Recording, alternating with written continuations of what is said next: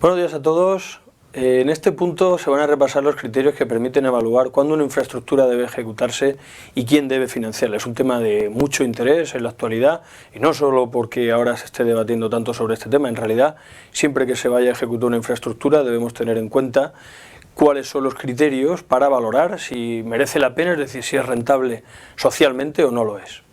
El método habitual para realizar esta evaluación económica es el análisis coste-beneficio y se define como la suma de ingresos menos los costes que experimenta la infraestructura a lo largo de su vida útil, es decir, el periodo en el que se encuentra operativa.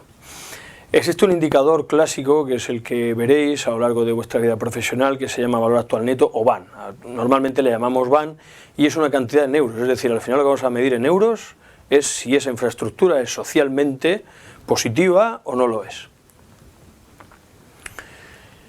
¿Cuáles son los ingresos que se tienen que computar para ese análisis? Pues ahí se dice los puramente monetarios ingresados por la empresa o sociedad que gestiona la infraestructura, es decir, los euros que se recaudan, y por otro lado los que repercuten directamente en el bienestar de la sociedad, pero que en euros no es ingresado directamente por el operador. Luego vamos a poner algún ejemplo.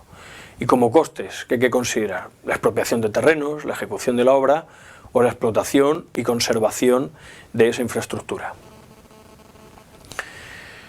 Vamos a poner un ejemplo que es de carreteras, luego pondremos en el segundo tema un ejemplo de obras hidráulicas, pero yo creo que el ejemplo de carreteras se entiende muy bien.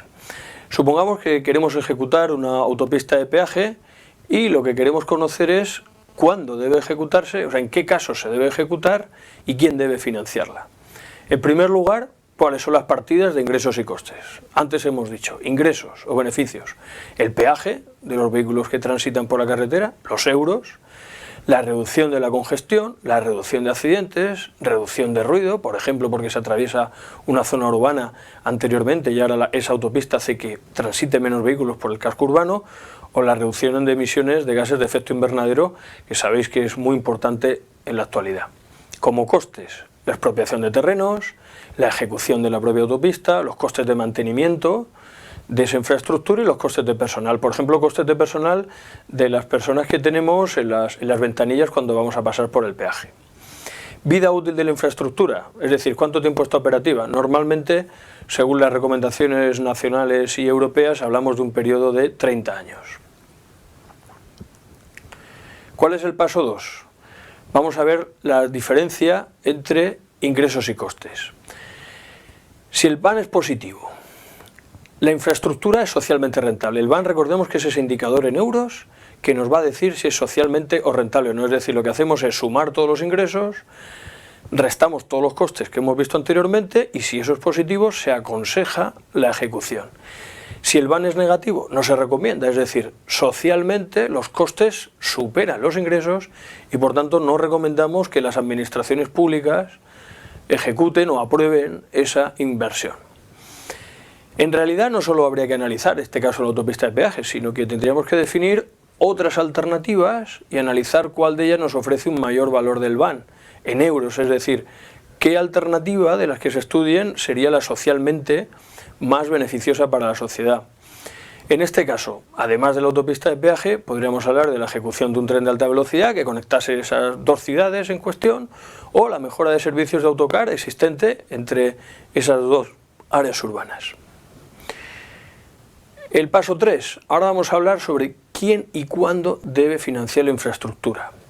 En ese sentido, el análisis coste-beneficio hay que diferenciar en dos partes. Hasta ahora hemos visto el análisis coste-beneficio social, que es el que hemos explicado a lo largo de este ejemplo.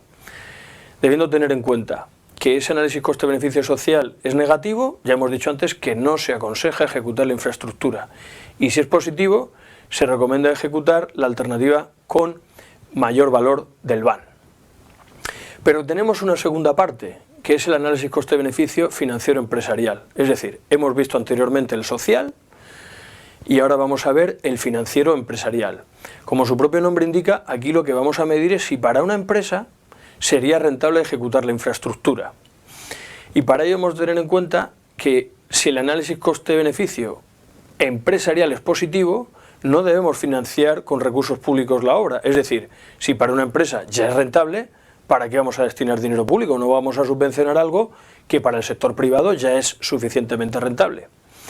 Si el análisis coste-beneficio empresarial es negativo, en ese caso sí se debe financiar con dinero público parcialmente la infraestructura hasta la cantidad económica que permita que la empresa consiga un beneficio rentable. Es decir, que puesto que para la empresa no va a ser rentable la ejecución de la obra, y con la recaudación de peajes no le va a ser suficiente para ganar dinero, lo que hacemos es subvencionarla parcialmente para compensar a la empresa y que de esa forma se pueda ejecutar la obra y le sea también a ellos rentable.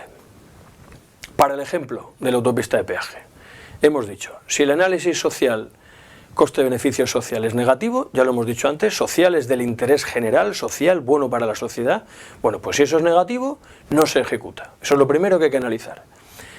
Si el análisis coste-beneficio es positivo y tenemos la alternativa de mayor VAN, es decir, la que en euros nos reporta más beneficios para la sociedad, recomendamos la ejecución. Si el análisis coste-beneficio empresarial es positivo, es decir, la empresa gana dinero por sí misma, no se financiará la infraestructura con dinero público. Y si el análisis coste-beneficio empresarial es negativo, las administraciones financiarán parte de esos costes hasta que ese empresario consiga un beneficio razonable y por tanto al final se puede ejecutar la infraestructura. Con esto acabamos el módulo. Aquí tenéis la bibliografía más interesante. Yo recomiendo sobre todo esos dos primeros capítulos. Creo que recoge muy bien cuáles son las metodologías para los análisis coste-beneficio. También tenéis otras webs que nos remiten a temas de política de infraestructuras y economía regional. Muchas gracias por vuestra atención.